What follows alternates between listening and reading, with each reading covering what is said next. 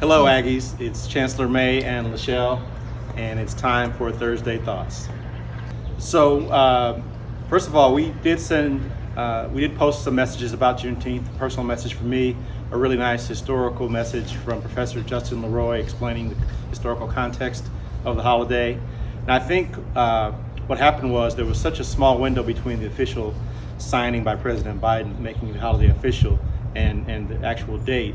There wasn't sufficient time to make all the necessary preparations to have the holiday. So we got instructions from the Office of the President to observe the holiday on June 28th, on Monday, which is what we plan to do. So June 28th is an official holiday representing Juneteenth, and no classes, suspended operations.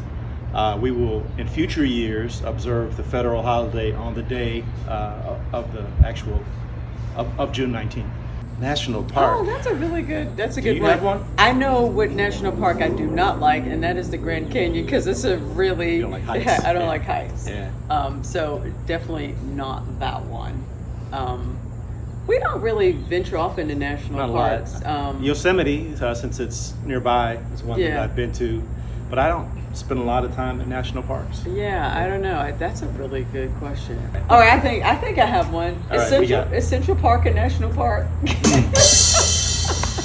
Because I'm a native New York. I love Central Park. What do you think, New York? Is Central Park a national park?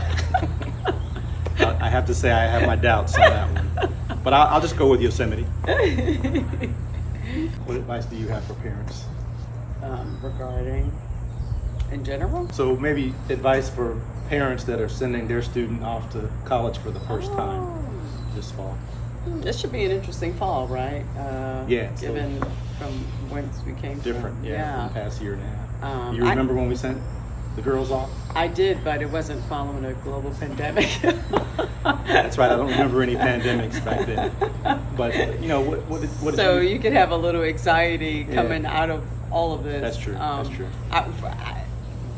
What we did, I think, is different than what the parents of the students should do.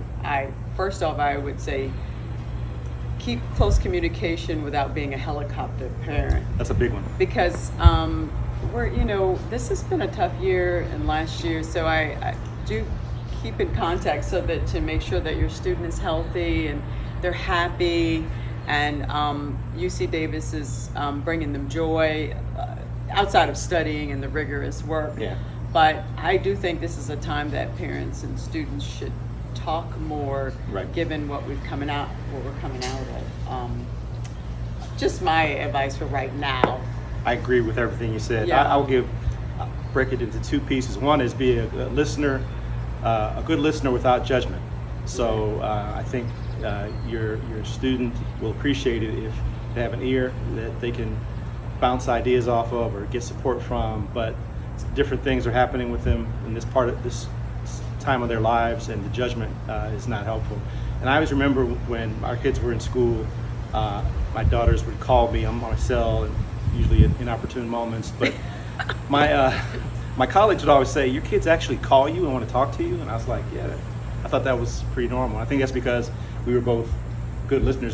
They still call LeShelle Right. or FaceTime or whatever all the time and tell her things that I really don't want or need to know. That's right. But we think we have that good relationship. And the second thing is on the helicopter piece.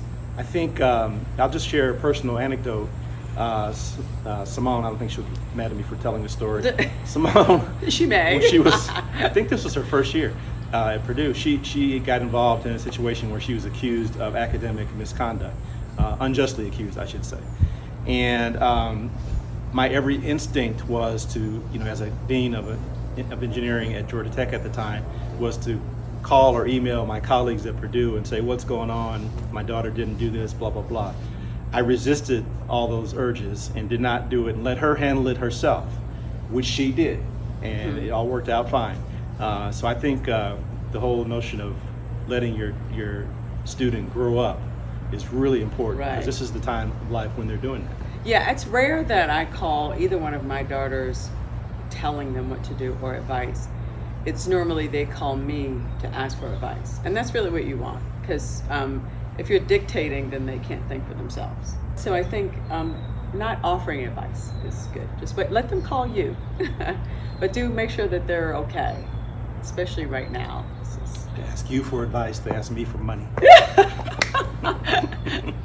Sometimes they'll ask me To ask you to ask me for money.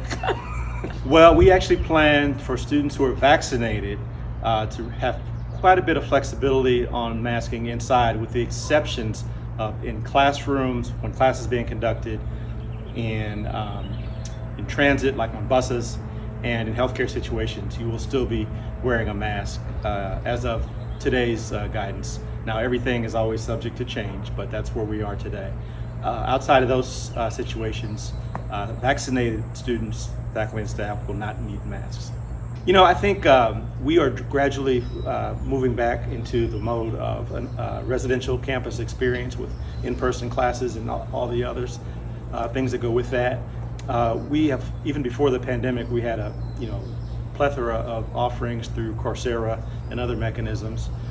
We are interested in developing online options for degree programs, probably at the master's level.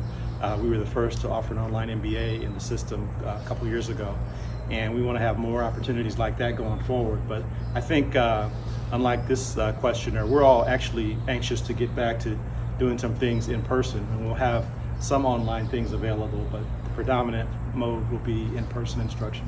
Well, that was Thursday Thoughts for this week. Aggies, good to be with you. As always, continue to stay healthy and stay safe, and go Ags.